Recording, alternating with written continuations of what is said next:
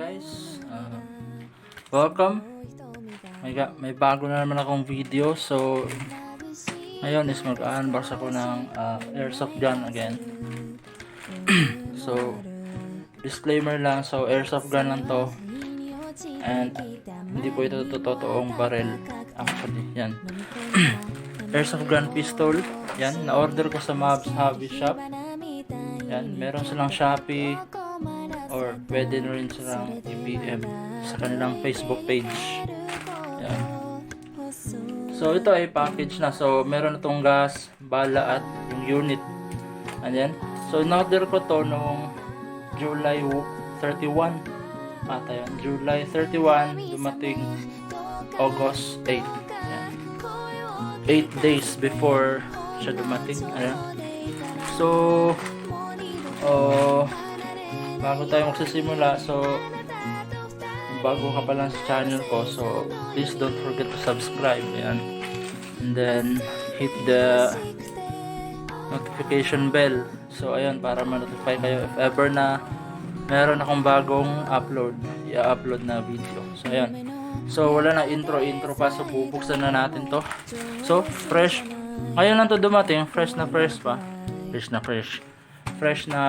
pa yung lalagyan. Ayan, hindi pa nakabukas, wala pa. Ayan. So bubuksan ko na. So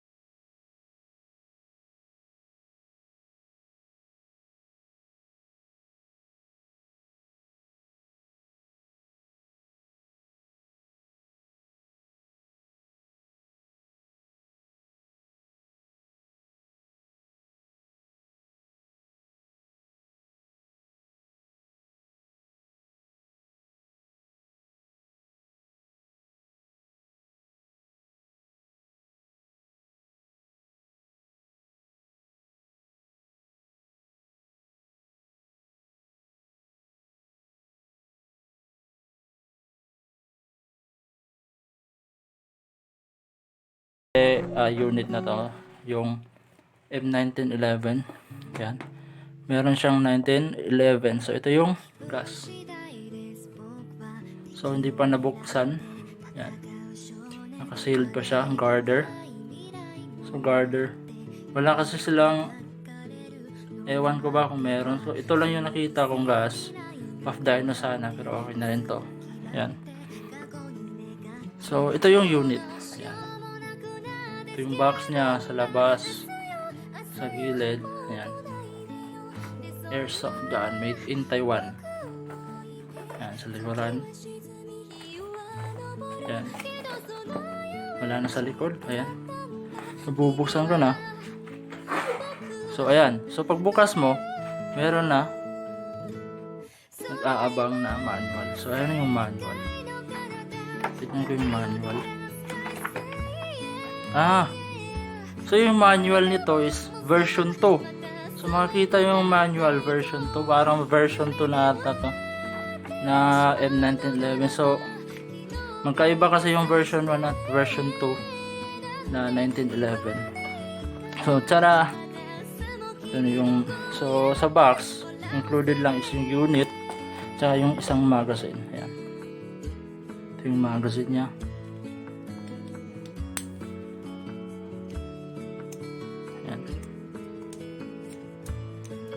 Parang hirap hatakin. Ayan. Mahirap hatakin. Hindi gaya ng mga Glock. Pero okay na. So wala pang gas. Fresh na fresh. So tara. Ito yung unit. Ayan. Wow. Ganda. So ayan. So expectation ko talaga sa unit na matatanggap ko is version 1. So hindi ko kasi na-check kung version 1 o version 2 ba yung nabili ko. So ito yon, version 2 nga. Parang version 2. So ayan, check ko muna.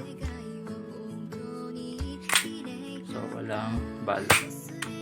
So sa version 1 kasi mapapansin dito, talaga mapapansin sa hammer. Yan, ay sa kanyang pin. So sa version 1 is yung nakalagay dito is naka-allen key siya. So naka-allen key yung version 1 ng 1911. So sa version 2, generation 2 ng WETEC 1911. So ito na yung nakalagay dito. Ayan. So dami pin na siya. So napipindot na yung pin niya, parang totoong barrel. Ayan. So ayan. So ito na yon. So, ayan, i-check natin yung safety. So, dalawa yung safety nito. So, una, yung thumb safety. Ay, ito yung thumb safety at ito yung grip safety. Ayan. So, for example, hindi mo napindot to. So, kapag hindi mo napindot yan, hindi mag-i-engage yung hammer. Ayan. So, kailangan nakapindot yan, tapos, na ganyan. So, ayan. So, try natin. Lock. So, kapag nakalock to, so hindi mo makakasayan at hindi mo rin mapipindot yung trigger. Kahit pindutin mo yung grip safety niyan. Hindi talaga. So, dapat ibaba mo. Ayan. And then, go. So, ayan. So, mabigat siya. So, mabigat yung unit nila. So 1911. Yan, ito yung nakakasa. Yan, walang bala. Yan, check natin. So ayan. Remove natin. So layo. Hindi ko abot yung kanyang ano to? Slide stop lever. Parang malayo. So kasi puro Glock na yung gamit ko. Ngayon pa lang ako nakabili ng ganitong airsoft gun. So kadalasan kasi sa mga ginagamit kong airsoft is Glock at Beretta. So first time ko to nakabili ng 1911 airsoft gun. Ayan. Sobrang ganda guys. Working hammer. Ayan. Working siya, meron siyang, so walang tatak, so wala siyang engrave o kahit ano. So nagagandahan ko lang dito, ito plain lang siya. Ayan, walang nakatatak. So except sa kanyang barrel. Ayan, meron siyang nakalagay na ano ba to? Ayan, .45 ACP or caliber 45 automatic Colt pistol. Ayan.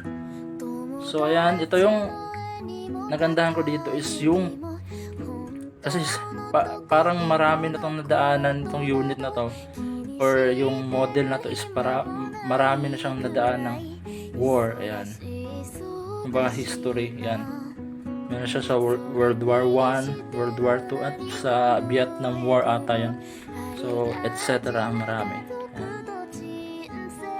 So ayan, so isi-separate ko lang yung testing nito. Ayan, so yung pag-test ng unit ko na to, separate ko na lang sa ibang video. Ayan, so ayan, detail check. Ayan, ayan.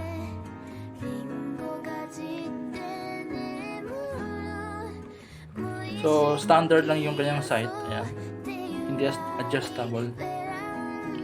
So ayan, fix na siya. So mabigat actually. Syempre full metal siya. So full metal, yan, except dito sa clip niya, plastic na siya, hard plastic or polymer ata. Hindi ko alam. Polymer plastic, yan. So ayan, full metal kaya mabigat. So kung gusto niyo mag-avail, ayan, or gusto niyo bumili rin, meron silang Shopee store, o kaya sa Facebook page nila. So Mavs Hobby Shop. Ayun, Mavs Hobby Shop yung store nito. Mavs Hobby Shop. Yan. So ayan. So search nyo lang sa Shopee, Mavs Hobby Shop. Mavs Hobby Shop. Yan. So thank you for watching. So yun lang. So kung nagustuhan nyo yung video is please don't forget to hit the like button, and then yan, subscribe niyo na rin para okay tayo. Ayan, and then don't forget to hit the notification bell para ma-notify kayo if ever na may bago akong video na i-upload. Ayan, so yun lang, thank you for watching, and then peace.